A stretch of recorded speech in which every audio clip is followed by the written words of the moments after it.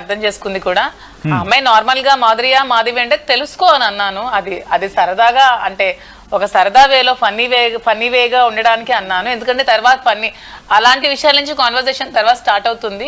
And main problem నాతో ఏంటంటే నాకు ఇలాంటి యాక్టింగ్స్ అందరిలాగా ఈ సోప్ కొట్టడాలు అలాంటివి నాకు రావు. నేను నాలాగే ఉంటాను.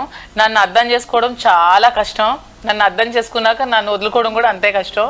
నన్ను అర్థం చేసుకోవడానికి చాలా టైం పడుతుంది. నాలో కోపము ఉంటుంది, నాలో అంతకన్నా మించి ప్రేమ కూడా ఉంటుంది. సో కోపం అనేది నా చిన్నప్పటి నుంచి నాకు కోపం ఎక్కువ, త్వరగా వచ్చేస్తుంది కానీ త్వరగా పోతుంది. అలా అని చిన్న చిన్న విషయాలకి చిటికి మటికి రాదు. అక్కడ ఏమైనా నాకు ఎమోషనల్గా ట్రిగర్ అయ్యే విషయాలు అలాంటివి ఏమైనా ఉంటే ఎమోషన్ అవుతాను. యాటిట్యూడ్ అన్నా కూడా అవతల వాళ్ళకి యాటిట్యూడ్ ఉంటే నాకు డబల్ యాటిట్యూడ్ ఉంటుంది, అవతల వాళ్ళకి డబల్ ఉంటే నాకు 100 times యాటిట్యూడ్ ఉంటుంది. సో అలా అవతల వాళ్ళు ఎలా రియాక్ట్ అవుతారో నేను అలాగే రియాక్ట్ అవుతాను. అంతకు మించి ఇంకేమీ లేదు. ఎందుకంటే హౌస్ లో అప్పటికే డిస్కషన్ జరుగుతోంది, దువ్వాడ మాధురి అని డిస్కషన్ జరుగుతోంది. ఓకే, ఆ అమ్మాయికి నేను తెలియకపోవచ్చు, నేనంటే అందరికీ తెలియాలని రూల్ ఏమీ లేదు. నేనేమి పెద్ద దేవతను కాదు అందరికీ తెలియడానికి. ఆ హౌస్ లో ఆల్రెడీ డిస్కషన్ జరుగుతుంది. దువ్వాడ మాధురి గారు వచ్చారని ఒక పక్క అందరూ మాట్లాడుకుంటున్నారు.